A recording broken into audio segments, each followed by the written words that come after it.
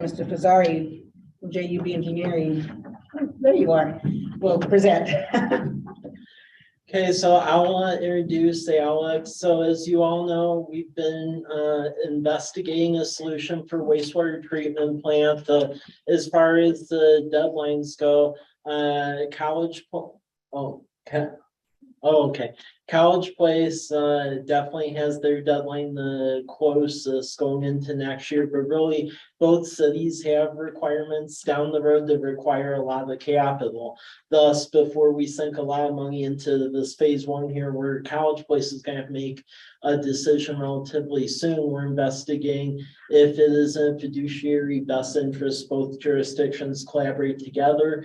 As you know from the last meeting, there was agreement upon hiring JUB, who is the engineer for wastewater for both jurisdictions, to try to ascertain pathway forward and if it makes sense. And Alex Fazzari is here to give us an update on that. Alex? All right, thank you.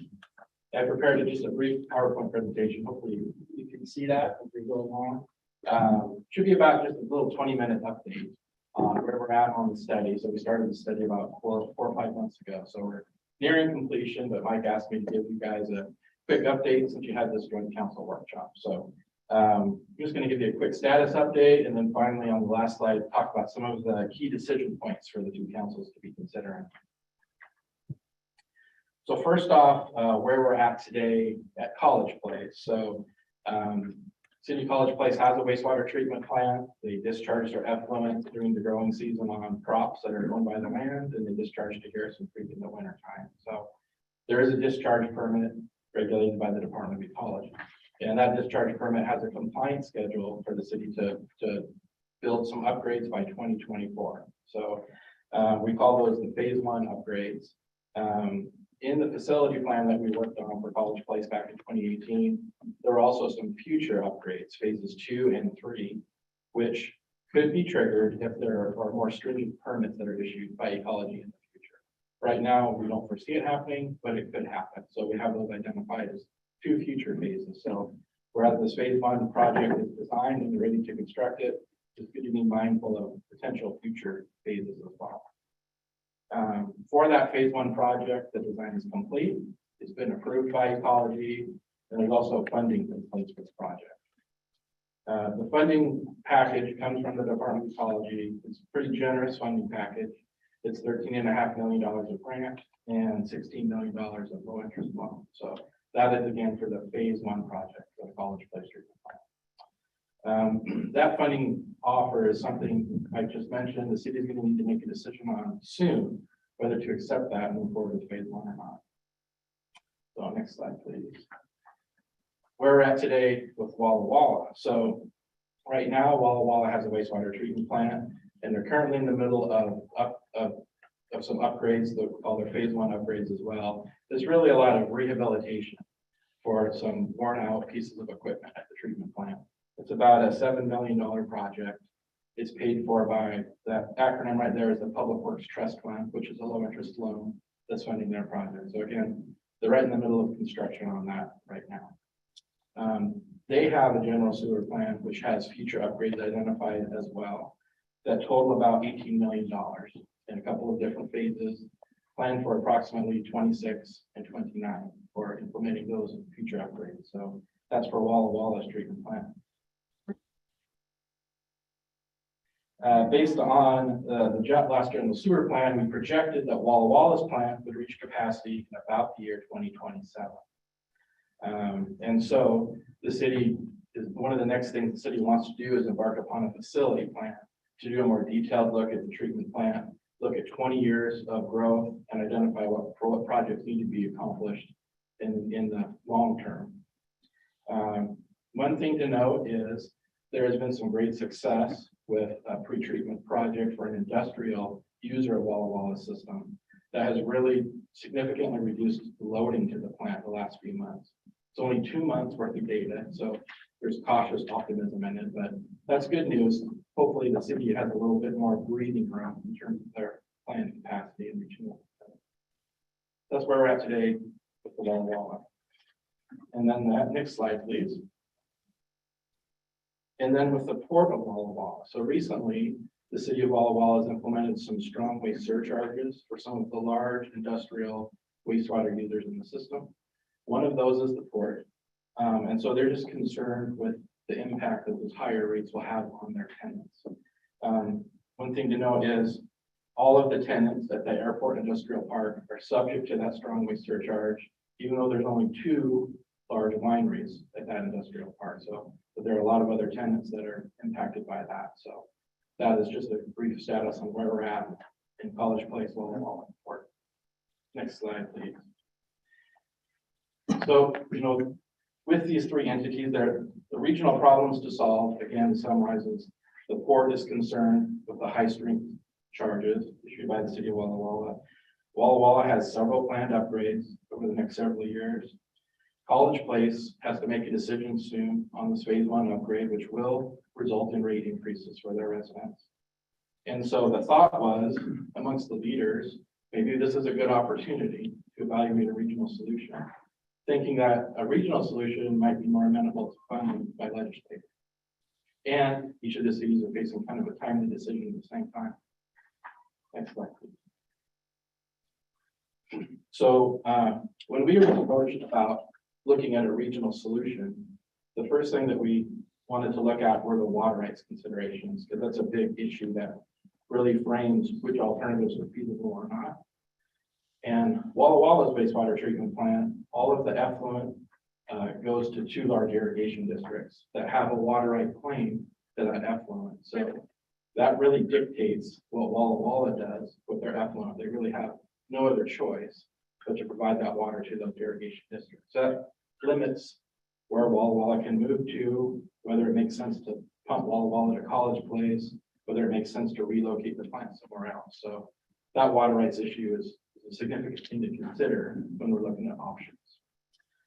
For College Place's wastewater treatment plant, I mentioned that they discharged to Garrison Creek in the wintertime.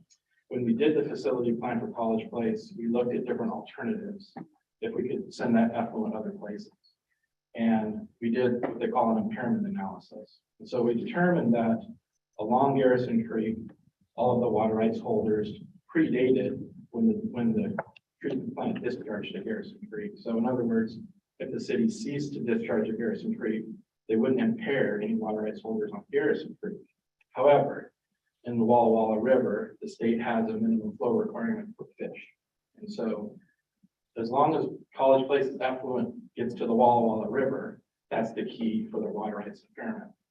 So one feasible solution is for College Place to pump their sewage to Walla Walla, because in the wintertime, it's discharged to Mill Creek, which eventually gets to the stretch of the Walla Walla River, has a potential impairment. So that is one feasible solution that we thought was worth looking at, and that's what we focused on in the study. Next slide, please. So in terms of the scope of this regional study that we've been evaluating, there are 3 key elements. One is the feasibility to pump College Place's sewage to the city of Walla Walla. The second one, what impact that has on the city of Walla Walla's wastewater treatment plant. And then for the port to try and identify solutions for their industrial wastewater. Next slide, please. So what we found so far on the College Place focus of the study is we've looked at 2 potential force main routes, where if we built a pump station at College Place's existing wastewater treatment plant, we've identified 2 feasible pipeline routes for pumping that sewage to the city of Walla Walla system. We've developed a cost opinion. So there are certain elements of the phase 1 project that the city would construct and others that they would not need to.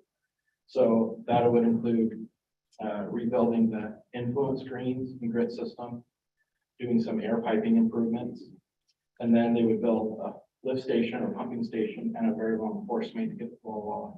That project cost would be about half of the cost of what they would otherwise pay for the phase 1 project. So right now, the phase 1 project is about $26 million.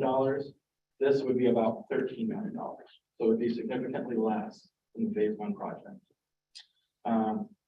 We also evaluated the feasibility of storing and pumping at night. So what we looked at was College Place's wastewater treatment plant has 3 large above ground concrete tanks that have mixers and aerators in them.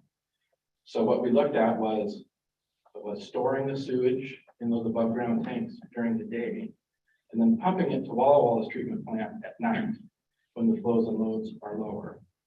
We're habits of creature, and so we all tend to wash our clothes at the same time and take showers at the same time. So there's peaks of the wastewater when they hit the plants, and so if we can store it for when it's generated and pump it when others aren't, we can even out those peaks and essentially utilize College Place's infrastructure as offsite equalization storage. So that's what we looked at in the study. And so that allows us to pick smaller pumps, smaller pipelines, and have less of an impact on Walla Walla's wastewater treatment plant as well. Next slide, please. So for this scenario of pumping sewage to Walla Walla's treatment plant, from College Place's perspective, here are some of the pros and cons as we see them right now. One of the pros is a lower capital cost than the phase 1 project right now, about 13 million compared to about 26 million. Another benefit is it would eliminate the discharge permit that they currently have at the wastewater treatment plant. And as I mentioned before, there are potential phase 2 and phase 3 upgrades. They're kind of hanging in the back of people's mind. Every discharge permit, things change, permits are renewed, things tend to get more stringent. There's some land and some assets at College Place's wastewater treatment plant that could be repurposed in some way. Jacobs is currently the contract operator of both wastewater treatment plants, so that's a benefit. And then just in general, economies of scale. Being part of the entire Walla Walla population, there are more ratepayers, more people to share costs with. Just in general, the economies of scale. Some cons. It would then be a requirement to rely on Walla Walla for wastewater treatment disposal. I understand it's not really a con, but there's a sense of autonomy that will be off. And that's why I wanted to draw attention. It's true though, it's a loss of control. Yes. It is. And so in the spirit of that, we need to resolve some sort of rate structure between the two cities for fairness regarding fees both today and with future upgrades. Then also an allocation for growth. The College Place would want some assurance that if they discharge their wastewater to Walla Walla, there wouldn't be any growth restrictions in College Place. This does push Walla Walla's wastewater treatment plant to capacity for BOD load. So that's the biological oxygen demand load, essentially a surrogate for the organic pollution in the water. And then finally, the grant amount that Ecology has offered would change because it's based upon a $26 million project instead of a $13 million project. Next slide, this scenario from the Walla Walla perspective. So pros, a regional solution tends to be more favorable for legislative funding. When they see many communities working together on things, they seem to be more forthcoming with funds for those types of projects. Again, economies of scale. As the populations come together, there are more ratepayers to share costs with as improvements are needed in the future. And as I mentioned, the sewage from College Place could be metered in during the nighttime, during the low flow periods, which would help operation of the treatment plant in terms of evening out peaks, and essentially would act as offsite storage. And again, Jacobs is operating both plants. In terms of a con from the Walla Walla perspective, again, it pushes their treatment plant to capacity. There would be a need node. And there would be additional administrative burden, whether College Place was seen as a large customer or the two communities come together to decide to sewer district. There's a lot of administrative hoops to jump through in order to make that happen. Next slide, please. So on the Walla Walla focus of the study, again, we evaluated 2 force main options and how that would impact Walla Walla's collection system, whether it tied into Walla Walla's sewer collection system or went directly to their wastewater treatment plant. So in the study, we summarize those 2 alternatives. College Place represents about 20% of Walla Walla's flow and load. So to give you some perspective, So essentially, if they brought College Place online, everything goes up 20%, is the wastewater treatment plant. And that pushes them to the capacity limit for the organic loading of the treatment plant. As I mentioned before, they had other upgrades planned for 2026 and 2029 based on the growth rates that we looked at a few years ago. If College Place were to come online, it would speed up the need for those projects, happen much sooner than that. And as I mentioned, Walla Walla, they're about to embark on a facility plan to look at the next 20 years of projects at the wastewater treatment plant. So this regionalization decision is one that needs to be made before they begin that study, because 20% of their flow load is a big deal and really impact the analysis. Next slide, please. On the port focus of the study, we honed in on 3 different alternatives during some workshops with the port staff. One of the alternatives would be for the port tenants to essentially become city sewer customers. So right now the port has their own water system, they have their own sewer collection system. And all of the sewage from their sewer collection system then passes through a flume where it enters Walla Walla's collection system. And so Walla Walla bills the port based on what passes through that flume. And so if instead the city were to treat all of the port tenants as city sewer customers, they would then be subject just to all of the typical monthly sewer bills. And the two, what we think are the two larger industrial sources of wastewater, they would then pay that industrial surcharge that right now the entire port is paying. So that's one alternative. Second alternative that we looked at was centralized storage and pumping at night, similar to what we looked at for College Place. We would build an above ground tank that would store the wastewater throughout the day and then pump that at night when the impact to the city's wastewater treatment plant would be lessened than if it were to be pumped during the day when it's generated. And then the third alternative we looked at for the port was separating their collection system. And with all of the sanitary wastewater, everything from restrooms, that would continue to go to the city. And all of the industrial wastewater would be collected separately, where a separate wastewater treatment plant would be built out of the airport. And then the effluent from that could be used on crops. The reason we looked at that is because if it's industrial wastewater without any sanitary wastewater in it, the regulations for dealing with it are a lot less than what's otherwise needed for sanitary. Slide, please. So for this regional project, what it might look like if the cities decide to move forward with it. The funding offer that College Place currently has, we would need to revisit that with Ecology to see how that would change things. We believe it could still pay for the College Place portion of the project, which would be the few upgrades needed at their treatment plant, the pump station, and the force main. Then the remainder of what we might call a regional project that we want to try and get funding for would be all of the upgrades required at Walla Walla's plant, plus any infrastructure we may elect to include in the regional project on the port side for their industrial wastewater. And again, these regional solutions are a little more attractive for funding. Next slide, please. So in terms of the schedule for the study, we began in April. We're nearing completion. We're creating a report right now, which will be submitted to the city staff here in early September for review and comment. You got a little preview, kind of the clip notes here in this presentation. A little more details will be provided in the report. And again, College Place will need to decide soon whether to accept the funding offer they currently have for the phase 1 project. And Walla Walla needs to decide soon whether or not to do the regionalization before they begin their facility plan analysis. In terms of the key decision points for the councils, and this is my last slide, the question is to regionalize or not to regionalize. Not to regionalize, something that the two councils need to consider. And if the choice is made to regionalize, how does that look? Will College Place be a customer of Walla Walla's wastewater treatment system? And if that's the case, what will the rates be?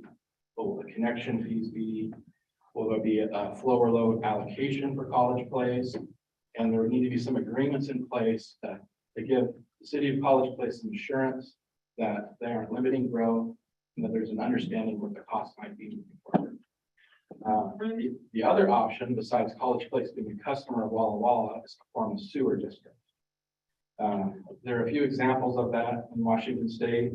One of them being the Raymond and South Bend wastewater district over on the west side of the state. Another being the Clark Regional Wastewater District near Vancouver. There are a couple of communities that have formed together to form the sewer district. In those cases, the question then becomes, if you form a sewer district, does it cover just the wastewater treatment plant inside of the fence? Or does it also include sewer collection system? Each city has a different sewer collection system. Each city is investing a lot of money every year in rehabilitating that sewer collection system. So the decision would need to be made if you formed a sewer district, would it include the sewer collection systems or not? And if it didn't, if it just included the wastewater treatment plant itself, would the residents then see two different bills? One for the sewer collection system for the city and one from the sewer district for the wastewater treatment plant. So it seems like it would be good to have an understanding of what, how the current rates are allocated. So how much of your current sewer bill is for the collection system versus the treatment plant? Seems like some understanding of the rates and some discussion about if College Place was a customer in the future, what that rate or agreement might look like. Those are some things for the two councils to start wrestling with as we're nearing the engineering phase of the study, and then you have the information to make some of these decisions. So Alex, I mean, what I'm thinking about, because this is, I asked Alex to put this on here, because while you don't need to make a decision today or next month, this is a big decision. If this is gonna work, and the financials and the data looks like this is promising for us to come together, the structure of this governmental agency or how this will be operated is really critically important for the mid to long term. Towards that end, one thing we did some years ago when we were at the crossroads with our water treatment plant, we just made appointments with various entities on the west side in Oregon and Washington when we were looking at different system approaches, met with them, drove over, spent a day with them, really went to their plants, dug in, went over with a list of questions, and we just did a road trip to different plants. When I see this, I mean, what's popping up in my mind, Alex, is there probably seems like it'd be logical. That's why I'd like to hear your thoughts on this. Go over with somebody like you, with representatives of College Place and Walla Walla. Go visit Clark County, because I know they've got both sewer district, then they're contracting with City of Vancouver, if I remember correctly. So that's an interesting situation. I think Lacey Olympia Tumwater lot is always heralded, and they've been in business for 30 or 40 years now. I'm not sure if they all are co-owners or they've been formed a district, but I think that would be really another good example to look at to see how Lacey Olympia Tumwater work together and what their challenges have been and successes. And then we could even go up into Metro, because Metro is contracting out to all those suburban communities. Metro's in charge, but they're contracting out to have you shipped. Correct. And so maybe if we could look at some of these successful different models all in one road trip for over 3 or 4 days with the right representation this fall. Does that make sense? Is that something you would advise? Yeah, I think so. I think it makes sense to talk to other councils and other organizations that have gone through this. See the lessons learned that they have, the suggestions they might have.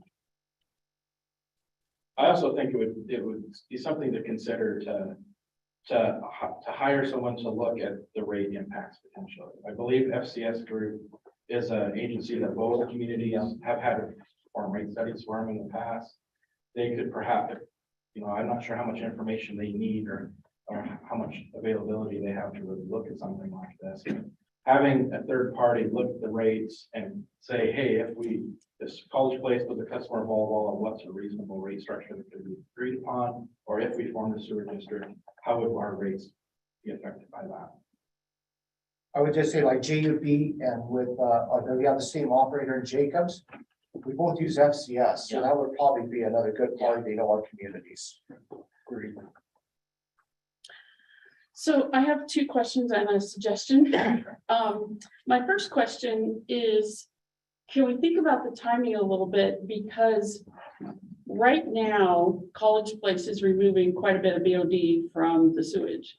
And I'm wondering if we kept the plant in partial operation, even after we start pumping, it can kind of serve as a pre-treatment until Walla Walla's comes online. Have you looked at that thought? Yeah, I think, that would be something to consider. We didn't really look at as part of the study. For what we looked at in the study, we just had College Place continuing to run the influence screens, the screen out the big pieces, and providing some mixing and a little bit of aeration in the tanks. And really just kind of treated it as equalization storage to be sent to Walla Walla. So that would be one thing we could look at, because the cost of operating the plant would probably play a little bit into that. Well, and I don't think that should be the permanent solution, but I think as an interim, I think it could work quite well. So that way Walla Walla isn't quite as much under the gun to up their capacity for removing VOD. Right. So that way you could kind of, Yeah. anyway, I'm always in favor of, changing slowly. But then my second question you talked about a little bit, but in your study, are you really looking at recommending whether we do a district or whatever, or are you just putting, okay. No, we're just looking at kind of the feasibility from the engineering perspective. A comment and a suggestion, I guess. One of the things that you've worked out is, frankly, who owns the sewage? Because King County and all of their cities were, I don't know if they worked it out by now, but about 15 years ago, they were in this huge argument because the county was doing reclaimed water and saying, oh, we're going to sell this water to people in your cities. And the cities are like, but that's our sewage. You can't, take away our customers by, and they're like, it's ours now. You gave it to us. And their contracts did not say, who owns the sewage. And I know Walla Walla has requirements to their irrigation districts where they're approximately needing reclaimed water. But with additional water, I don't know if we would ever want to go to some sort of, selling reclaimed water to the golf course and, whatever. But it's something that needs to be accounted for, is who owns the sewage, because I've spent enough of my life arguing over who owns the sewage and I never want to do it again. So, You never think you're gonna. Councilman Peterson has a question. Oh, good. and my suggestion was, I like the rate study thing, but I think we also need to get some, and I like the road trip idea, but I think we need to get some legal people, and I'm not sure if our city attorneys are the right people, or, if it's special municipal district attorneys to look at sort of what are our options. Yeah, that's a really good point. Something that's worth noting is, my understanding is 2 irrigation districts that have the water and claim Walla Walla, I believe it's for up to 7 MPD. And the city of Walla Walla has been implementing a lot of sewer collection system rehabilitation projects that have lowered the sewer flows that they need to treat, which is a great thing to do. But it's also lowering the amount of effluent needed to plant. Irrigation districts have noticed that. And so that would be a good question, is if College Place just becomes a customer of Walla Walla, then that treated effluent doesn't just go to the irrigation districts as part of my water right, or how does forming the sewer district change? And you're right, I mean, water reuse is definitely the wave of the future. Water is a very precious resource. And right now, Walla Walla does produce Class A. They're one of the very first in the state to produce Class A because they had to, because water required to. It chose to. It's very expensive to meet those types of regulations. So, yes, I agree with that. That is definitely something. Good suggestion. I think, it's 2 questions, and perhaps it's 1 question, but these phases that the City College Place, it's phase 1, 2, and 3. Yeah. Are these phases like triggers where you would have to go to the next phase? And I think you spoke of that earlier, but once you've made that decision, you're down the road then to phase 2, phase 3 without able to turn back, or? Well, so right now, the phase 1 upgrade projects are to address some current deficiencies. Right. With the current difficulty. Phase 2 would be triggered if there would be a new ammonia placed in the permit. It's not present in the current permit, but it could come in a future permit. That's something difficult is for us to predict what new regulations will have. The only thing we know certainly is they get more stringent as scientists can continue to measure things on smaller and smaller quantities. There are more and more things to regulate. So phase 2 would be if a new ammonia limit is placed in the permit. Phase 3 would be a PCB regulation. And I think that's my, kind of my second question there, the prediction part of this. We've talked about the first 2 rate analysis. Well, what are we looking for? There's a third rate analysis of the city has to spend 80 million somewhere in the future. What does that do to the rate structure? Right.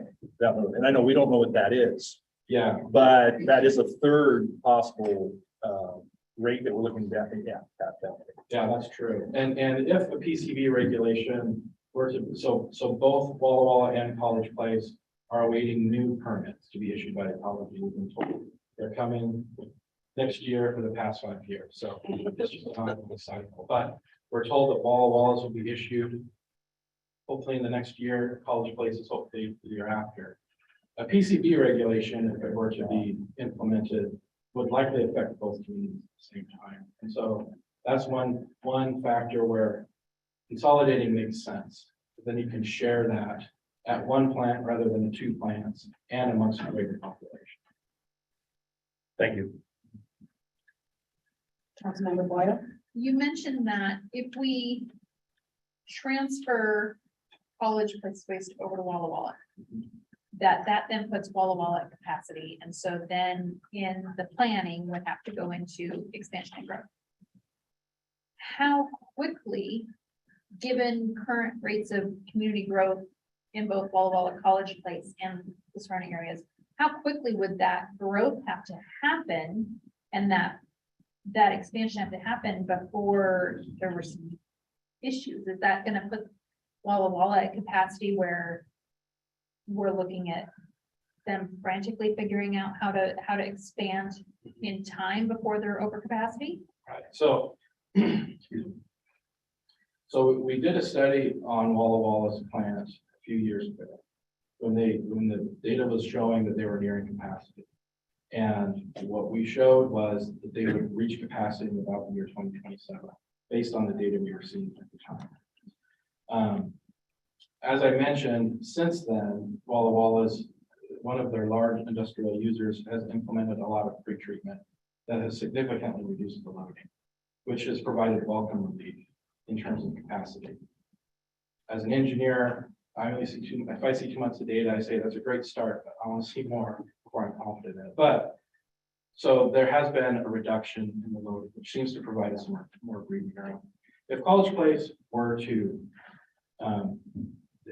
College Place represents 20% of the former load. So if College Place tomorrow, all of it was sent to all, they would be at capacity today, if that was the case. So there does need to be some planning put in place. So in other words, if we decide regionalization is the right solution, the next step is for Walla Walla to begin with this facility plan and say, okay, College Place comes on board. What do we really need to start planning on doing soon in order to handle this? Not only today, but also for 20 years of growth, to be smart about the solution. So I don't think I answered your question very well. Other than to say, They'd have to get a move on. they'd have to get in the bond. And that's why I think how the transition happens is important, because if we can still keep for a while, maybe even discharging some over here, and have it happen as their new capacity comes on. I think that would make. So we're like 15% instead of 20%, right up. Councilmember Cleveland? What happens to the farm operation out at our wastewater plant? Yeah, so if we decided to just pump all of the sewage to Walla Walla, there would be no need for the farm operation at all. So that part of the facility could be repurposed in some other way. What are the implications of that? I can't think of any implications. I mean, it's productive cropland. Water's been applied to it at economic rates to grow crops over the years. It's healthy land, so it could be sold. It could be used to build some other city facility, perhaps. Would there be any impact terms of, like, is this a source of income for us? Is this like something that we're like losing money on, or? Well, right now, it's really just a wastewater disposal option. It's not something that the city's making money on. It's really just a place to dispose of that water, other than dumping it into a creek. So I don't believe the farming operation is part of the wastewater treatment plant operation. So there isn't a revenue stream that you'd be missing out on. So Alex, just thinking about Department of Ecology and their timelines and legislature and all this study that we have to do and how this all fits into a schedule that makes sense. I mean, does it behoove us to start contemplating a joint meeting with Department of Ecology's reps to say, hey, we're serious about this, we're spending time and money. This is a big decision. We can't make it overnight or expect our councils, elected officials. They're gonna have to think through this carefully. They're gonna have to do analysis. We're gonna be doing these field trips and looking at these models. We believe we can come to a conclusion by X date, maybe in early 23. Can we work with them then to seek their cooperation in adjusting that schedule? And also allowing us then maybe the opportunity to start knocking on legislative doors next session and saying we're pulling together this regional model and it's beneficial for the state, for ecology, the environment. And we're hoping you're going to be there to help support us. I don't know if we'll develop a specific ask at that point, but at least put it on their radar. I mean, do you have thoughts on a schedule like that? Well, I think that would certainly be important because really the driver right now, College Place is under the gun in terms of the permit. And the permit exists today and Ecology enforces the permit. We've had a discussion with Ecology about how much grace College Place has to make a decision like this. They could potentially amend the permit. I would recommend, if we want to buy time for College Place to make a decision, that we have a discussion just like that with Ecology, find out what in writing we could get to offer some sort of extension to College Place so that we can consider this a little bit further. I would think Ecology would be open to it because if we can get rid of one of the discharge permits, it eases their burden, and they're generally in favor of consolidating things as well. So I think that would be really wise in meeting with Ecology and moreover ask them to put in writing some sort of extension of College Place permit. And that's going to take the elected official leadership to do that. I mean, we can have staff with us, but that's going to be the mayor's. By when does College Place have to make that decision? That is, which alternative to choose, tie in with Walla Walla or go on its own? And once they make that decision, is that irrevocable? Good question. So Ecology has offered their funding package to the city. And so it's in front of the city for consideration right now. I haven't heard a specific due date that the city has to whether they accept that or not. But there will get to be a point where Ecology will say, do you want this money or not? Because otherwise there's other communities that can use it. So I haven't heard of a firm date. It's always just been sometime this year they expect to hear a decision. But that could be part of the discussion with Ecology that the bill suggested, is asking how much time that they have to make that decision. And then the second part of the question, and that is once College Place makes a decision and they go one direction as opposed to another, are they irrevocably committed to that? In other words, if they decide we want to explore seriously tying into Walla Walla, being as a customer or a regional process, whatever, is that a foregone conclusion then that they can't go back, they change their mind X period of time down the road and go back to the college and say, now we want to go back to have our own plan? No, I don't believe so. It does affect the funding offer. So in other words, it's a really generous funding offer for the city right now. I think once the decision's made to turn that funding offer back, likely that is irrelevant. You can't go back on that. Right now, College Place has a discharge permit. And so as long as they have that in place, they always have that. So that's always an option to continue operating the plant as it is under the current permit. Just a question of who and how to pay for it. Correct. Mr. Zatello, then Councilmember Jessup. Yeah, when I talked to the Department of Ecology, I was told we have until late November to really say where we're going on this. Wow. Yeah. I know. Mr. Jessup? So with your expertise, and I think a little bit of summation, I think, of their question as well. Perfect world is a windfall. Perfect world, we have a lot more time. It makes me feel like we're trying to buy a car when we need one. That's not a good time to buy a car, right? From the engineering perspective, there's a windfall, we're one big city. What is the most sustainable, feasible, long-term solution you see from your perspective in terms of you build a whole new big facility, or do you pump, or 5 years from now where you have another solution you have to come up with, and then 5% more come, and then now we have another solution? What's the long-term thing that's most viable in terms of engineering? From an engineering perspective, economies of scale are what we look at. So if there's an opportunity to combine the populations and then planned upgrades are shared amongst a greater population, that just makes sense. Getting rid of a discharge permit and having just one to deal with makes a lot of sense as well. You know, instead of College Place spending $16 million and Walla Walla spending $18 million, if we can spend $18 million in one place, that makes a lot of sense. And from the engineering perspective, regulations are always getting more stringent. When we try and have a crystal ball to predict what will happen, but they continue to get more and more. So that's why I think eliminating one discharge permit and having one makes sense from that perspective. In the same manner, then in terms of like capacity and like we don't have to replace things more as a result of extra, that kind of perspective too, like in terms of the load on the facilities. Yeah, so Walla Walla's plant where it's located now, they do have to pump to irrigation districts. So if we were to move all of this regional plant somewhere else, that just increases that pumping cost. So continuing to expand upon Walla Walla's plant makes sense. And they have a significant investment already there that we're continuing to redevelop.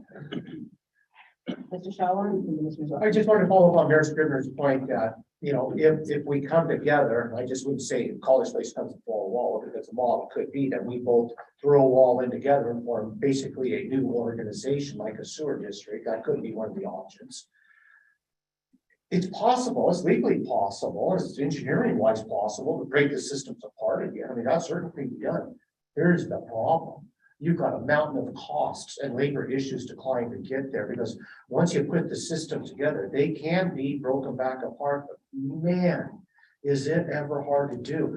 Just think about it, even when you do that with your police departments or fire departments, you get rid of all your equipment, you get rid of your stations, your personnel goes away because you've contracted with King County like they do over there. Well, maybe we just say tomorrow we want our own police department. Well, now we start from scratch. Where are our buildings? Where's our equipment? We've got to hire all the staffing. Oh, it can be done, but boy, the startup is such a steep climb to get there. It's really difficult. That's why I really encourage you to be thoughtful, work with Ecology to get a schedule. They really gives you folks times to think this out, because this really is a long-term and deep financial commitment for our two communities.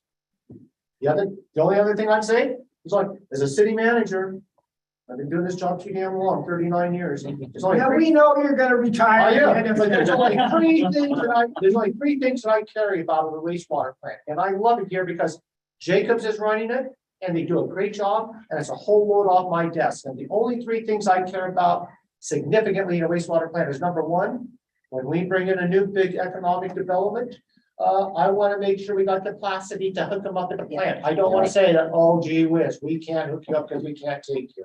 Number one. Number two, I want the rates to be reasonable. Number three, keep it in compliance with the EPA, Department of Ecology. Other than that, I don't need to be in control. I don't care who you hire. I don't care how often you run the Clara flyers or what kind of trucks you have. Just keep the rates low, make sure we've got capacity, and keep us in compliance. And other than that, fly at it. College Place Council is going to have to discuss and make a decision, but it seems to me this is a question for you, Mr. Shaw, that the city of Walla Walla City Council is going to have a sit down and a discussion if we want to move forward. Absolutely. Yeah, absolutely. Because but understand, to some degree, you're both giving up control to some degree. Ms. Williams? As an engineer, I would just like to point out that by evening out the load, by sending college places over in the night, it's gonna make the plant much more efficient. From an engineering point of view, I think it's great to combine them. From a political point of view, I'm a little more skeptical. And so I'm really, just to put my position out here, I'm really uncomfortable with the customer idea. There needs to be some sort of, you know, You want ownership. some partial ownership, MOU, contract, something, because we don't want, you know, a new city council comes in Walla Walla and says, you know what? We don't want to have anything to do with College Place anymore. Let's just close that valve. That cannot happen. Yeah, exactly. Right, I agree. So, Well, I would go the opposite direction. Once it's out there that there's an $18 million extra expenditure just because we want to keep our own sewage, you know, that's much tougher than saying we've lost control of our sewage. I think, yeah, a little broader communities, yeah. So for College Place, Mike, help me, big picture here. So aside from all the pros, so we saw the pros. Yeah. College Places, right now, where we stand. Yeah. We've got a very generous funding Yeah. package. We could just move forward with that, Yeah. keep doing our own thing, but we're risking phases 2 and 3, That's why I'm which then we worried. won't be able to afford. That is why I'm deeply worried about, because could we afford phase one with a funding package? Definitely. But the part that is really worrisome to me is that phase 2 or 3, because when you add both of those up together, you're getting over $100 million, and that there is no math that makes that equate for a geography our size. So that's my big concern. Not so much phase 1, but 2 and 3 is a major issue. Councilmember Cleveland? I'm And then, not sure this is a question that can really be answered, but I'm wondering if ecology does increase regulations to be much more stringent. It seems like there could be other cities in a similar situation as us, which would really cause significant problem across the state, which would then mean like, okay, we can't just expect them to do this. And so there's some sort of other solution that occurs. So I'm wondering, like, in terms of that possibility, is it as bad as we fear? Because like, if they give us a bad day, they're gonna be giving a lot of people a bad day. that's the Well, state we're talking about. It may not be an answer to the Right. question.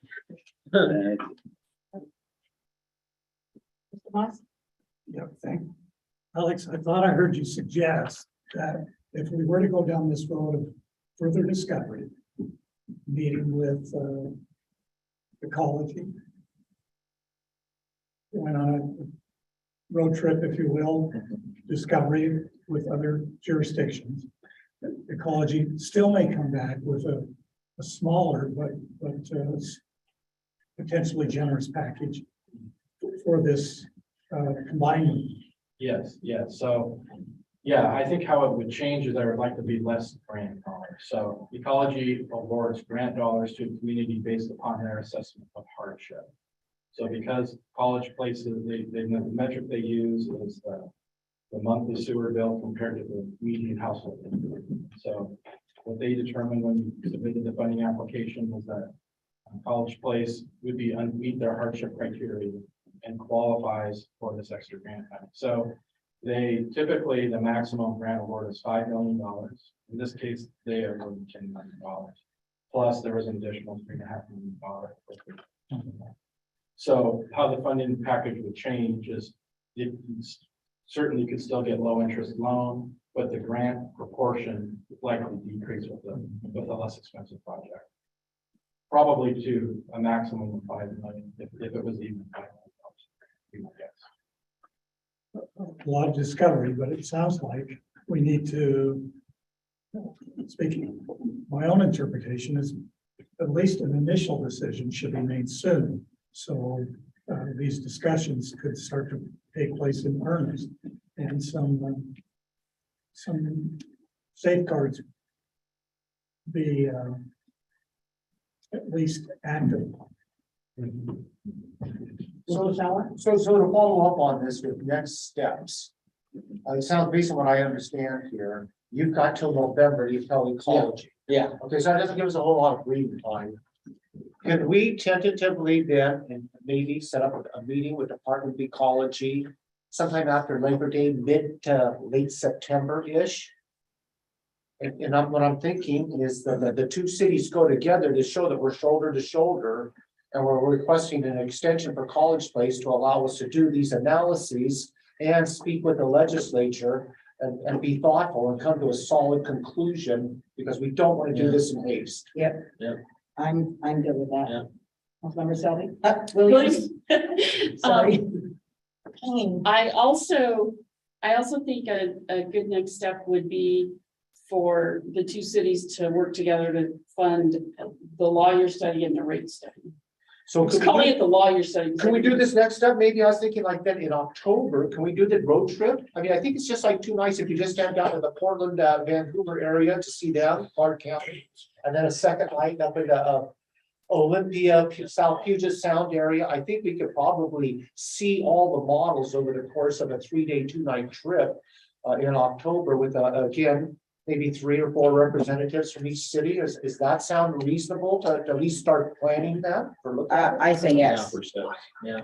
Followed up on that, if we think that's a good idea, then maybe they could advise us on who's your legal counsel, because we don't want our city attorneys to do this. We want independent legal counsel that's experienced, just like with FCS, Right. correct? Yeah, Does that sound like a rough approach? yeah. Yes. I like it. Mike, do we have any contract with Jacobs Group that would be affected by this? Well, I mean, the only thing we have is the operational contract at the treatment plant. However, we do have outs for Okay. combining that we put in the last one. Just because I thought we were gonna have to entertain this because of the whole phase 2-3 threat. Okay. So, Okay, And the legal question or issue that we're gonna ask, when the focus on is what? I'm sorry, I don't understand why at this point we need legal advice to do what? Who owns the effluent? I don't Well- understand. I My think that's- question, Down the street, this is just down the road a little bit, so they can look at us independently and say, here's the pros and cons of each one of these models legally, and the legal weak points and strong points. I mean, again, I think everybody needs to just go fully informed, and guys like Steve DiGiulio at Foster Pepper, I know, have worked on this kind of thing, and we just want the best model possible. That's the fairest and most transparent, and that's the only reason I see it, talking to the attorneys, advisors. I suspect that there are options between a full sewer district and us and College Place being a customer. I don't know what they look like, and that's why we need to bring in the legal people who do know what they look like. To tell us, these are your options. it's really important for the people here at the table to make, when we make this decision, to keep in mind that, sometimes we suffer from something that somebody made 10 years ago, a decision, right? So somebody in 20 years is gonna have to be living with our decision. So we really got to consider what it's gonna be like for people when we're no longer at the table. And maybe leave a record for why we came to these conclusions, because sometimes we look at, well, how did we end up? Mayor, to move ahead, we're to proceed with Nabil's suggestion. There wouldn't be a lot of cost involved in these early on discussions. We'll rent a van together. Caravan road trip. No, there wouldn't be much. no. No.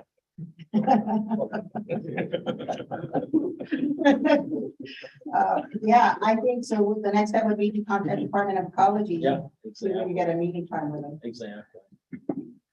I haven't heard much from City Walla Walla County. Are you okay with this approach, or is there concerns, or? That's true. You guys may say no. Well, I think it's always reasonable to keep looking at things like consolidation, so it seems good. Yeah, I think if you look at long-term planning, it benefits both municipalities to look at the cost in 20 years or so, and the growth rates. We don't know if those will stay the same or change dramatically. And so that's an unknown. So what we maybe anticipate to be 100 million, maybe even more, if the growth rates change. So if you look farther into the future, it makes a whole lot more sense that we collaborate and figure that out now and plan it together. Because there may be, from an engineer perspective, a much better design if we think about it together than if each of the two municipalities has to figure out their own space and all. So, yeah, this makes perfect sense to me personally. To look at it.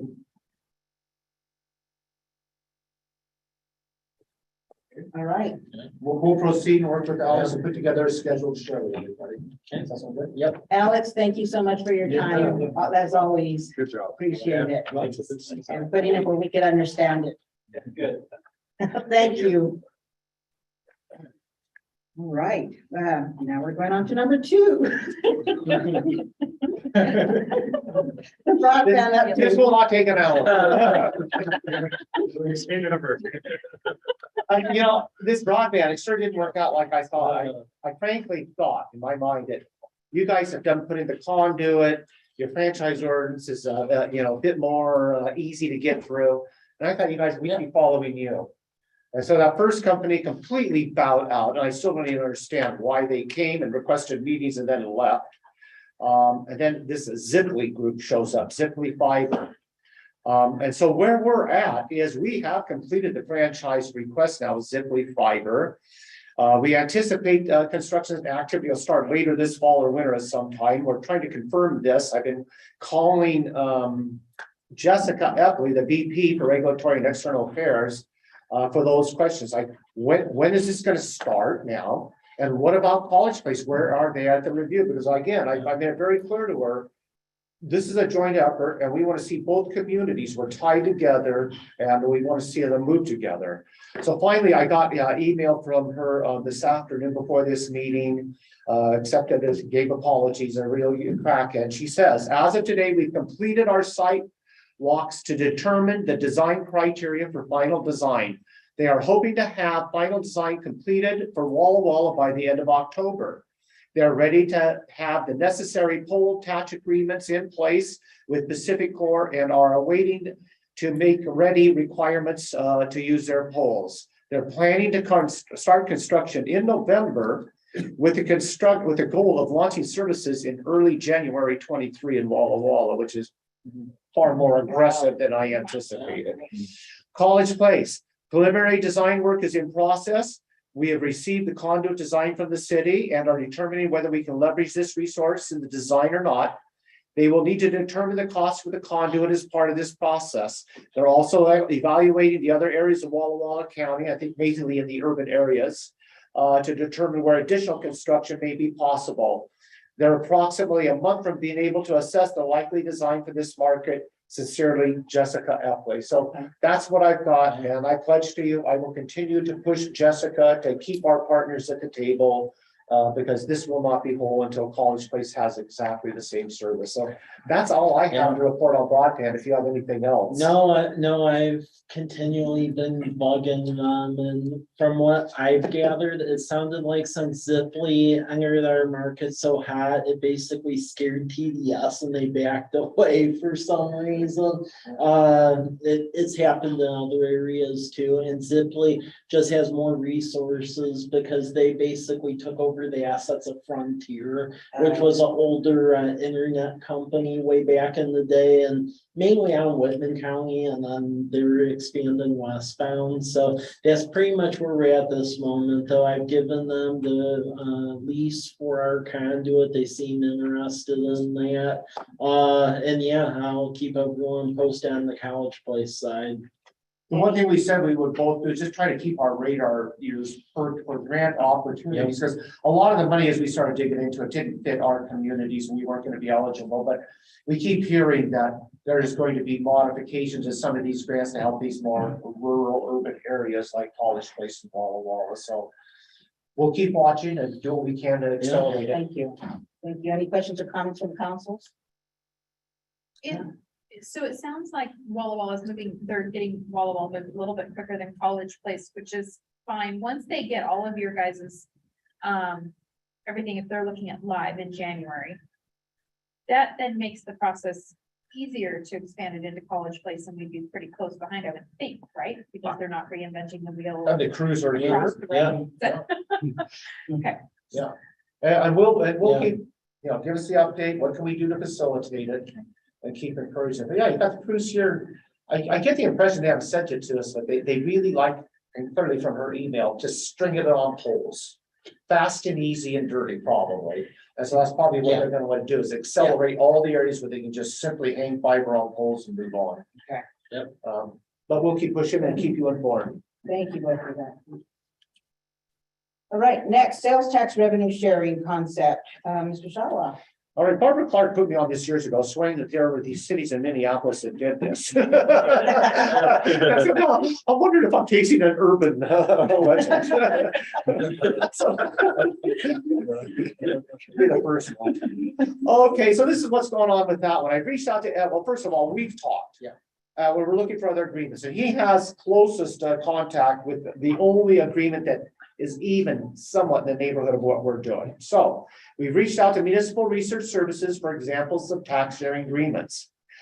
And while we found a few that exist, they're more like, okay, the city and an airport and our economic development agency will come together to build something specific and kick in X amount of dollars and then share somehow after that. So we're a bit off. They have not found examples of two neighboring cities that are doing exactly what we're contemplating. Doesn't mean we're going to stop looking either. We'll continue to seek out these examples of this arrangements, and I'm going to contact the National League of Cities on it. I have already reached out, and it's been about 45 days ago, trying to find the right person in the Minneapolis Association of Cities. And then I also went to California. They're so large, I wouldn't be surprised if some California communities. I'll also try Texas just because of their size. But then I also thought I'll just go to NLC, to their research department. Maybe they'll be aware of this as well.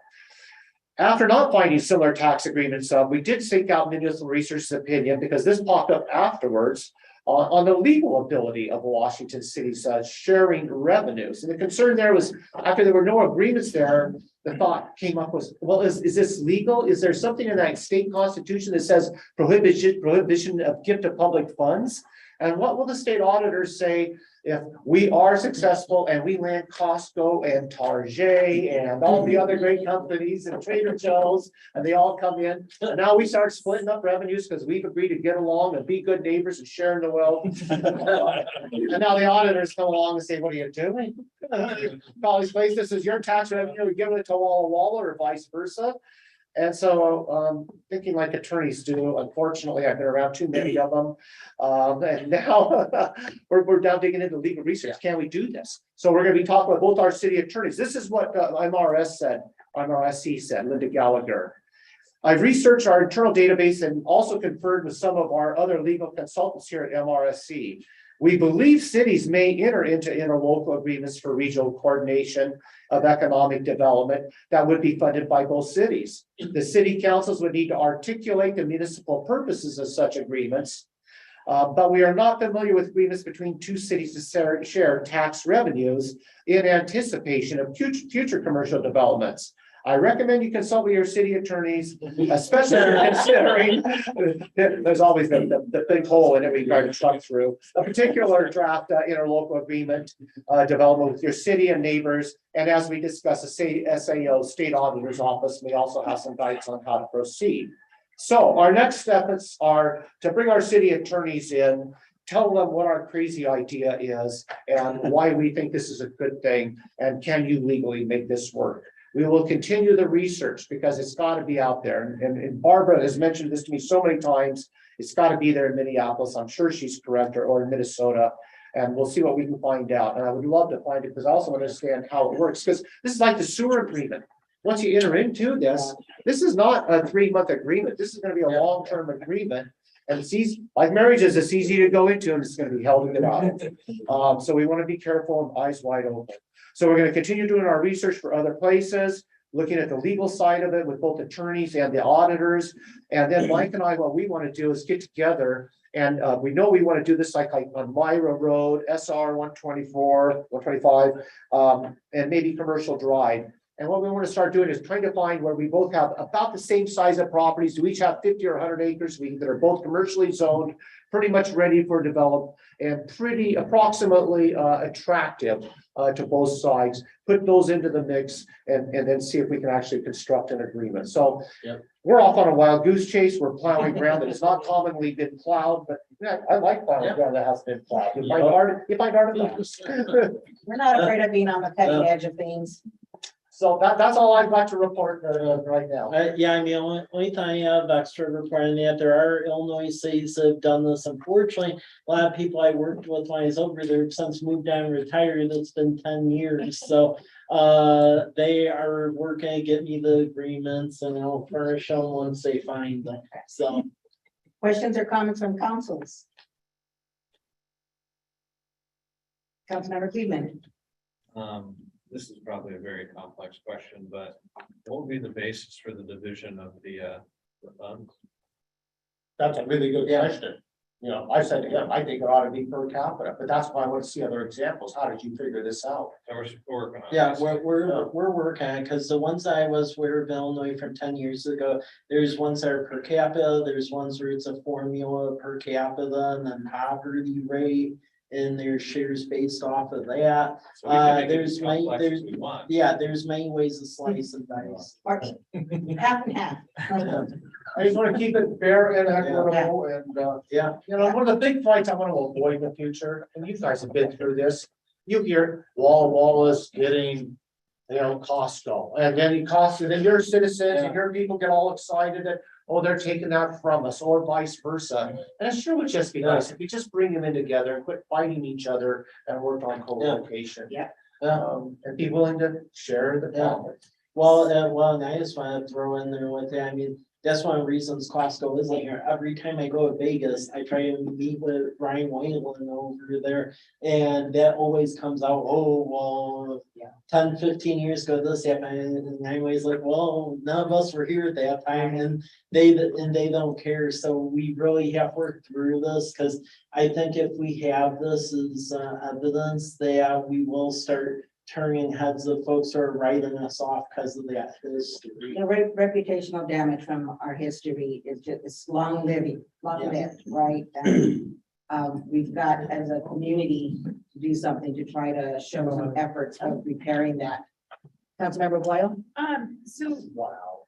Mr. Shaw, you mentioned kind of down the Myra 25, so kind of in that area. So if one of those businesses mentioned wanted to come in on the far end of College Place, the far end of Walla Walla, they would be exempt from this agreement then? Because then do we go back into, are we trying to only show them these properties? Yeah, no, And that's- excellent question, yeah.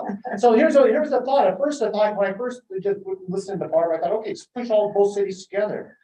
Well, some of us may have more commercial than others, and so is that, I mean, so I'm open. That's why we're plowing ground, and that's why this is not commonly done, because it's not easy. But I'm open. Those are really good thoughts, and if you have some insight, how this could be No, I equitably. just have 4 kids, so I know when I make rules that make sense, they always find a way to still make a fight. So I was just.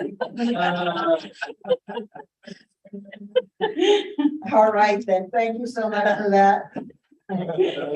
Okay, next is the Myra Road corridor planning. Mr. Rizzatello, you are up. Okay, thank you. Well, we continue to have discussions about future Myra Road and egresses off of it. Also jointly pursue grant opportunities. I mean, a couple months ago, still haven't heard yet if we got it or not, but for one of the State Department of Transportation, active transportation grants, did submit to see if we could get some improvements at Fort Walla Walla Park, Garrison Village Way and Myra Road, because I know it shows up in our survey, a lot of folks griping about that and even some of the MPO documents as well. So we're going to continue with me about it because again, we just need to get all of that ironed out, because once the state takes that over, which is in the future planning, then it becomes a lot harder. And then we've also had discussions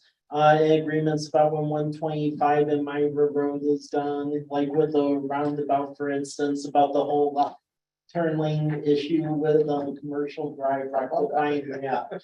So more to follow really on that, but we're awaiting it here. We got the grant or not, and as you all know, we will continue to chase money down. Yeah, we really gotta beat DOT to that. Yeah. To that deadline. Councilmember Cleveland. And tangentially related, I live on Spitzenberg, right off of Myra Road, where Brunswick Nursery is across from it. I'm commonly going north down Myra, and I'm gonna be turning left onto Spitzenberg. But there's a lot of people going south that want to turn into the town center. And there's not real clear striping right there. And so as I'm going left, they're going right. And a lot of people don't signal and are coming right at me where I have to get out of the way. It's not super common. But I think some updated striping right there would be fairly appreciated for my heart's health. And they don't use some turn signals. It's just so odd. Right? I know. Okay, questions or comments on the Myra Road corridor? Thank you, Mike. Yeah. Like, you see this too, is maybe tying into that sales tax revenue. I mean, maybe some of this could be tied together to improve the corridor. Well, exactly. Well, exactly, because I mean, we have the Garrison Village Way for Walla Walla intersection, but then the other one we also have is, I know, I want to say, isn't it next year where you're restriping doing stuff with Rose Street? Because, yeah, because on our side, we just submitted a state transportation improvement board grant to basically match what you're doing. So that way, when folks go in a college place, it doesn't go from 3 or 4 back to, that'd be really awkward. So, so yeah, that's another project we're trying to work on to match. Mike, you're gonna give me the word and I'll tattoo it on myself so I never forget it. But this whole infrastructure advancement based on future sales tax, what is that called again? Where the state of Washington is? Oh, tax increment finance. Tax increment. Yeah. Okay. Are there any sites right now between two cities that we're looking at that? Well, I can speak to one of them, and it'll be coming before the College Place City Council about doing a tax increment financing district that covers the Stone Creek area across from the high school and then goes up a little bit into College Avenue. So that way we can do shared parking lots to get some commercial in here, because that's like the #1 deterrent I hear from all developers around here. And then the Stone Creek area. Now each city can do up to 2 tax increment financing districts. So, so the proposal for one will go to you all, and then we'll see how that goes. The second one on our end, we're reserving judgment for, because you can only do 2. So whether we do one on our side and you do one, we market it as a joint Myra Road thing, that's an option. I just don't know what that second one could be used for.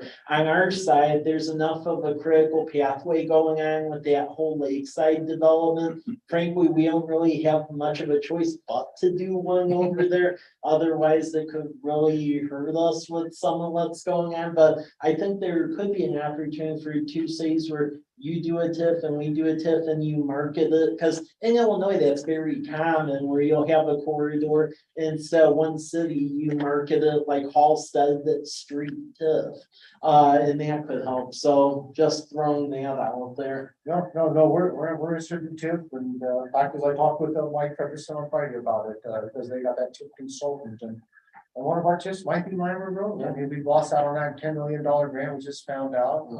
And yeah, I thought that was a pretty good one, but anyway, so yeah, we'll be studying tip as well. Yeah, that could add to this Myra Road.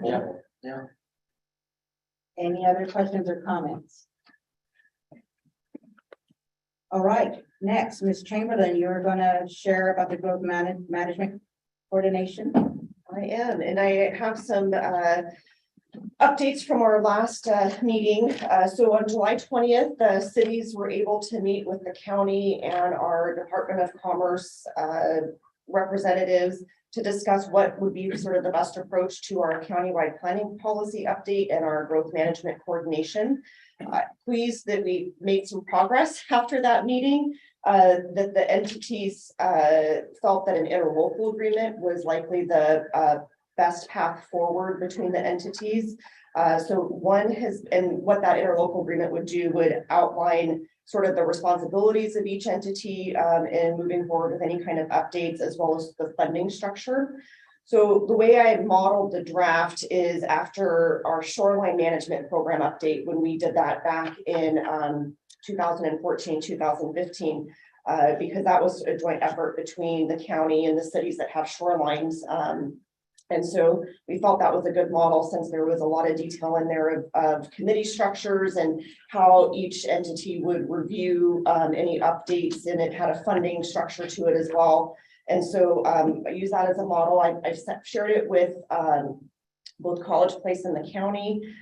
Thank you to John. He got his comments back to me quickly. I'm still waiting to hear back from Lauren at the county. She committed to last week, and I prompted her today. Can you please get those into me? Because then we'll need to share that with the cities of Waitsburg and Prescott, because they would be part of this as well. But the proposal is that the three major jurisdictions would fund the project, a third, and a third. So likely this fall is our goal, is to have that interlocal agreement in front of the elected bodies to take action on that. And then that should set us up for then working on consultant selection, and then beginning a lot of that work in 2023. So that's where we're at with sort of that piece of coordination. Any questions on that before I go on to my next? Questions or comments, council? Any objections to that approach, using the interlocal agreement? No, that's great. Thank you. Okay, okay, great. The next thing, this is something specific that staff is working on with the Walla Walla City Council. I wanted to invite College Place to listen in on our next work session, which is September 12th. We're doing a whole sort of growth management 101 overview with our council. And we're beginning with the legal framework of planning, legal framework of urban growth areas, comprehensive planning, annexation. We're bringing in Phil Obrecht. He's a land use attorney that has done a lot of the short courses on local planning through Department of Commerce. He's also a hearing examiner. So he sees things both from the long range planning perspective, and then when actual projects come forward, forward view. So he's helping us presenting on that topic. Then we have our Department of Commerce planning who help us with planning in our region. They're going to be outlining sort of some of the expectations of cities in the plan under growth management, and what we are supposed to put in our comprehensive plans, and then what sort of the expectation for us when we're setting our urban growth area boundaries and whatnot. And then Walla Walla is going to go into how we plan and what are the things that we look at within our comprehensive plans. That's obviously more Walla Walla specific, but the first two parts of the presentation might be of value. So I think it'll be a really good overview of just land use planning, how we do it, what are we supposed to do, and then what's expected of us once we do all of this work. So, What time is that on September 12th? September 12th, 4 p.m. So obviously you're welcome to, it can be in person or just tune in via our Zoom link. Yeah. Okay. Sounds very good. Yeah. And I'm happy once we've said all that, once we said all that, we can work to just share the link with you all and send out the agenda. Lisa has our. Yes, she does. I'm gonna make her send out too. Nice. High five, Dad.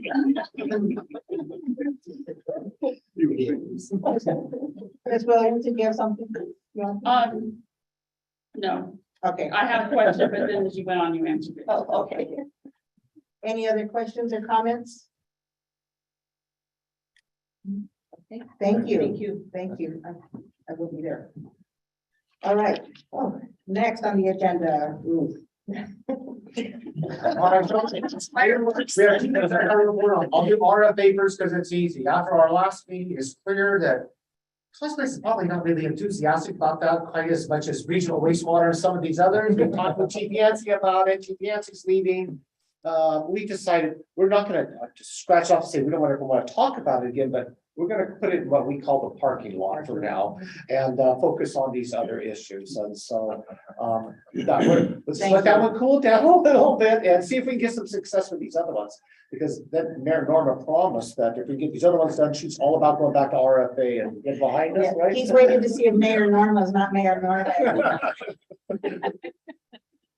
All right, then fireworks. This is perennial. And I laughed about 3 weeks ago when I was at retreat for AWC. There were 3 other mayors sitting around the table. One of them brought up fireworks and they all started bemoaning because now they all had to have meetings after 4th of July. They once again hear about fireworks because it happens every year and we're no different.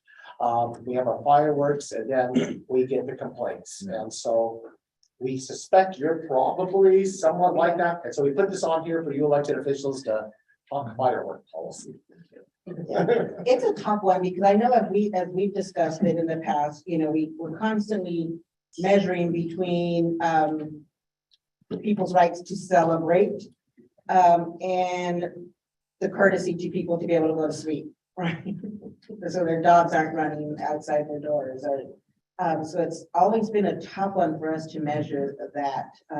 We did a survey last year and it wasn't by a huge percentage, but the majority voted that they want to allow fireworks between certain times and days. But obviously we've set those times and days. Not everybody follows them. I mean, I thought we were doing better last year doing that really bad heat. I think people are very respectful and smart about it. But it seems to have gotten worse. I heard more complaints in the Walla Walla area than I did in College Place on social media. I did, you know, so that's where I saw most of the complaints. But that being said, you know, all the new fireworks that come in, you know, it's not when we were kids, you know, the sparklers, right? It's getting to be more than that. It's the balloons and the window rattlers. You can't grow up in the country, did you? M80s. Oh, yeah. Yeah. And my biggest one was those little, you know, I don't know, we call them incubators. So one of the, I mean, Walla Walla, the rules are they can't explode and they can't go higher than 20 feet. So that's just the. Yeah, and we have them between certain hours, you know. But I mean, what do you guys allow? Mike? Yeah, I mean, pretty much our rules are, they're synonymous with RCWs with fireworks. So pretty much whatever the state allows and stuff, we allow. And then as far as the days of light and this, it goes back a long time. But here in the city, it's basically from July 1st through 4th and then New Year's Eve. And that's what's been in the code for that. I can tell you 2 years ago, 2, 3, on the 5th of July, I called Mike saying, we've got to do something about these fireworks. In my neighborhood, they were still going till 2 in the morning. So I know that's when we started. Yeah. You know. So do you have the same rules as the county? Yeah. Okay, so we're the ones who are more persnickety and but I think most of these fireworks that are going up are not even purchased in the county. I Oh, think no, they're they're not. purchased, Exactly. yeah, They're bought on the reservation mostly. right. Mr. Peterson? Well, yeah, there's days and there's hours, but there's no enforcement during that time. I mean, you could do whatever you wanted to as far as hours and days, but when you listen to that, you know, is that what's being sold locally? Or is half of it illegal fireworks? And how in the world do you enforce that when you have the entire valley lit up Right. on a night like that? So I know if you talk to Chief Tamaris, our police chief, his opinion was, please don't regulate them any further because he knows his team cannot meet all the calls. You know, sometimes we have 2 officers on duty and, you know, there's just no way that they can meet all the calls. And then so he feels like then you're putting us in a position of failing to enforce. And I would just add, like City of Pasco, for instance, they've gone like both sides of the fence where they went to regulations like ours. To then, not, to then walls and back and forth again. Right now, they have a more restrictive regulation, but like this last year, it got to the point where they were actually on the police department Facebook page. They're putting, oh, FYI, these are illegal. It's like the whole valley of Pasco's lighting them off and stuff. So at that point, it almost becomes like a joke at that point. Yeah, so that's the thing you really have to weigh on. And the other thing, just because I want to throw it out in the public lexicon, because I hear this a lot about fireworks versus drone shows and so forth, because I got a couple emails on that. When the city does our fireworks show, the contract to our vendor and the business's sponsor, it's about 5,000 per show. A drone show in the city of Slim does them. Last time I checked, which was last year, contract for 15-minute show with drones is 90,000. I even asked Mike to look into laser light Yeah. shows. Mr. Cleveland and then Ms. Williams. Chief Winter had told us during council meetings that he doesn't support putting more restrictions on fireworks because his experience is that people typically hide them. So they try to do them in more out of the way places in the backyard instead of on the street, which tends to cause, which tends to be riskier. And they're also become more reluctant to call the fire department when something does go wrong. So I think that's worth repeating. It's annoying for me as well. My dogs do not like fireworks. They actually just decided to go on a midnight drive this year, and then we got to see all the fireworks without the noise from the side of the Blue Mountains. That was actually nice, recommended. But Yeah, we have to give our dogs anxiety medicine. yeah, I like double dose. The first thing I was gonna say is exactly what Councilmember Cleveland just said, channeling Chief Winters. But one thing that always frustrates me is that our big national set things on fire time is right during the worst fire season. And so I think anything that we can do to kind of like move the fireworks to New Year's when we're not so likely to burn things up would be really nice. Or, even if you think you have to have two, we do Thanksgiving and New Year's. So, I mean, try and get the people to sell fireworks more towards New Year's and make more time at New Year's, just really encourage you. So I recall you all had a bunch of people speak at your public comment time regarding fireworks, right? Is that, I think I heard that online, is what if I recollect. So, Mike, how many calls did you get? Do you know? Well, I personally got one call. The police department got a couple, some comments on Facebook about the whole drone thing, which is why I wanted to put that out there. But not near as much as the previous year. Previous year from a City College Place perspective was actually a bit crazy, because then we got a lot of comments, but I think that's because a lot of folks are blowing up just about everything just from dealing with COVID the previous year and just having pent up angst. But this year it was a lot like the traditional years where you got a couple, but nothing too crazy. Yeah, I only got two as well.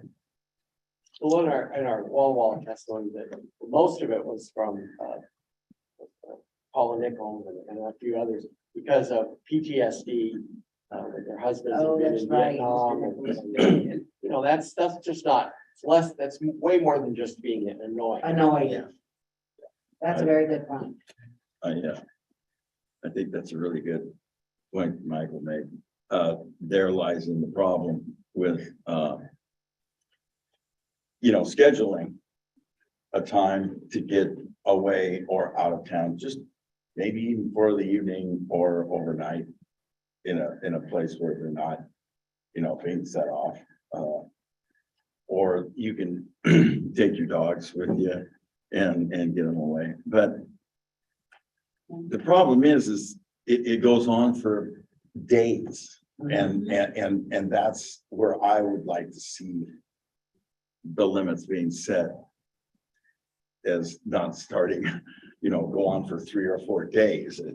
That's ridiculous, but being set off on the 4th of July, I don't have any problem with that. And scheduling a time away, getting away with PTSD patients or people that have that problem. Maybe that's the time to get out of town just for a little bit. I don't know. Yeah, If that's a possibility. Celebrate the 4th of July, right? I mean, not everybody I has know. the financial resources to get out of town. So that's what it's tough, yeah. But Well, it's a a tough short one to- drive, Yeah. whatever. you have to do, but I know it's late. Brian's point, though, would there be any benefit to try to be consistent with regard to, and then shape behavior and expectations over a number of years, because we're not going to change. Sorry, the 4th of July is never going to. There's celebration. That's not. Hopefully. But with regard to the number of days that are allowed in Walla Walla, is it the same 1st through the 4th? We just allow them on. Yeah. New Year's Eve. Yeah, we have a tighter timeline. I can't remember if it's the 3rd and the 4th or just the 4th and New Year's Eve. Just the 4th. Not that they pay attention, but that is Yeah. what it is. And if we could maybe work with the county too. I just throw that out. I really think one of the solutions on this, because, and we're prepared, because we're gonna be meeting with the county later this fall, to talk about this very subject. Because it's confusing to our citizens. They got the fireworks stands at the New York store, the fairgrounds. Well, most of our citizens don't understand that those are unincorporated islands in our city. So they're just under the general impression that we're allowing the sales of these fireworks, and so therefore they must be okay if the city's allowing them to be openly sold, which isn't the case. But when we talk to other cities too on the west side that even banned them, they can't control it because the adjacent cities and Indian reservations are still selling. So it's kind of like drugs. If there's a supply out there, they're gonna get them. And maybe the best way is to start tightening up the sales of them. I know the fireworks vendors wouldn't like it, but instead of allowing them to sell on this date, could we maybe, and I don't know if we'd have to talk to the attorneys, say, no, you can't start selling till the 3rd of July, and you close on the midnight of 4th of July or something. I don't know. Ms. Williams, and then I. No. Okay, No. Ms. Williams? Well, just the conversation about getting out of town and not everybody can. I know, where I used to live, one of the things the Parks and Rec did was bus tours. And so, maybe a bus tour that goes up in, Blues where there aren't any people setting things off on the 4th and New Year's Eve might be something to offer. Far enough that you can still see them. But Yeah. you don't have Mr. Peterson? I step out for a minute, but to your point, I think there has been some frustration that College Place is selling open for sale for these items and the city of Walla Walla is not. I mean, I would be somewhat perhaps frustrated by that. And you're saying there's islands where you can purchase them, but maybe an agreement of what can be sold between the two cities or a standard, or is it like Walla Walla has no stands? Well, the county permits those fireworks sales, Okay. and they're in compliance with state law. The problem is when we try to work with the fireworks distributors, our laws are different, and they don't like our unique city laws, and so they really don't want to work with us, because a lot of their stuff comes prepackaged, and they're gonna shoot over 20 feet in height, or they're gonna make a bang, and so they just avoid us, they've learned to work around us, rather than try to comply. So let's try this. If the city of Walla Walla has a limitation on the type, can't go over 20 feet vertically or horizontally at a certain noise level. And the deal said, our city council is going to be meeting with the county commissioners, and we'll discuss this with the county commissioners. If they would agree with the city, and College Place agree with the city and the college and the county to limit the sale to those that don't go over 20 feet horizontally or vertically. I would support that, yeah. And we'll explore that with the commissioners. You're not committed yet, but we can discuss with the commissioners that we talked about it with you and your council is considering maybe doing what Walla Walla is doing and asking that we have commissioner buy-in. But I think this goes back to, we have to keep in mind what Chief Tamaras and Chief Childers have said. Don't restrict them to the point where we can't actually manage it. Safely managed. Because if we change all of our college place ordinances and rules and say they can no longer go over this size and things like that. And I know It's the many, sale of it, not the, yeah. okay, so just the sale part. If we could get the county to. The county. I mean, it's And the just county. making the sale and purchase of it harder, just like your drugs. It's a great first step. Sell, if you're gonna sell, Because like, yeah, no, if you're gonna sell those types of fireworks right, Yeah, in the county's going to allow that. right. Then maybe we can find, because the county's not very far away.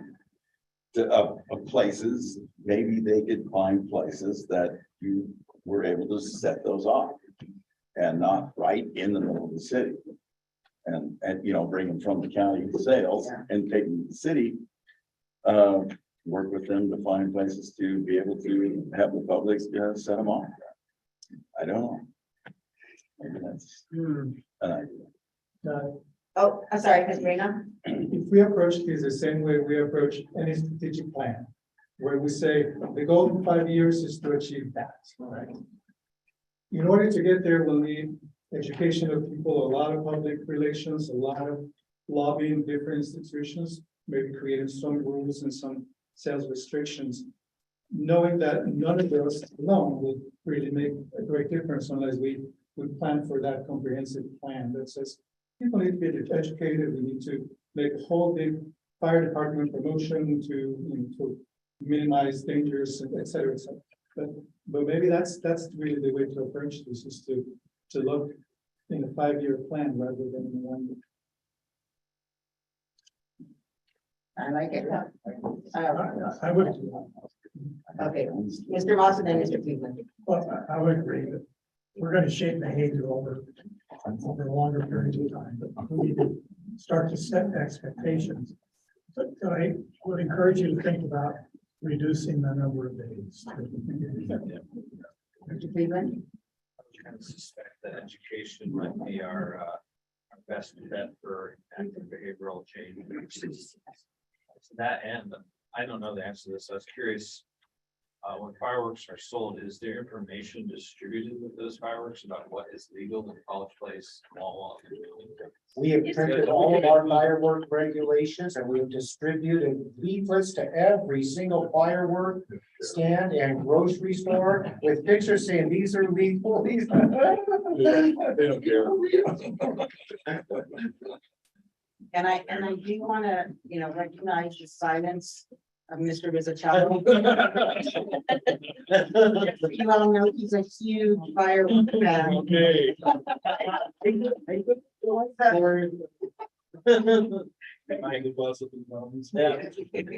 We'll bust Mike up to the mountains.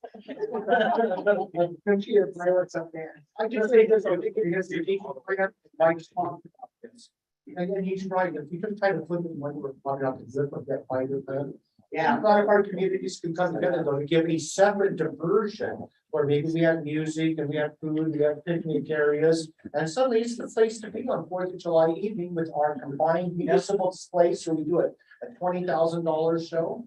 Maybe we can start shifting in that direction. Keep them busy. Yeah, keep this on. Keep them good, yeah. So I don't answer, but they think so. Yeah, right. Okay, any other questions, comments on fireworks? Thoughts? Right, so we are at the end of our agenda items. Is there any other business for good of the order? Not unless you want to tackle turn signals.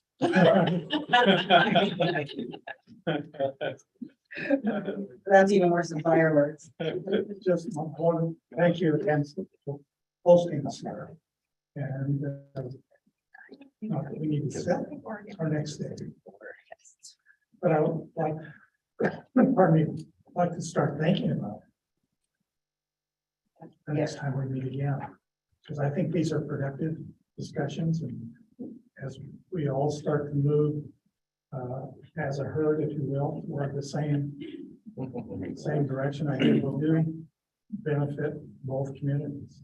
So towards that end, would it be okay if we work with the staff to try to set up a meeting, both your honors, like, maybe November-ish, December, at least the wastewater report back, because we got some stuff planned for wastewater. I don't know about all these other items that will have a movement, but maybe just a brief update on that one, on how we're doing. Okay, yeah, I think we, college phase, we're okay with moving forward on discussions. I mean, we're not making decisions, No. we're having conversations. Okay, I just also wanted to thank the Walla Walla representatives for coming over and spending time with us. I've been here a while and I really feel like we're getting a whole lot better together. And so I really appreciate the open attitude. So thank you. all right, no other questions or comments? Do we have a motion to conclude the meeting? Second. All right, we have a first and a second. If there's no objections, the meeting is concluded at 5:40.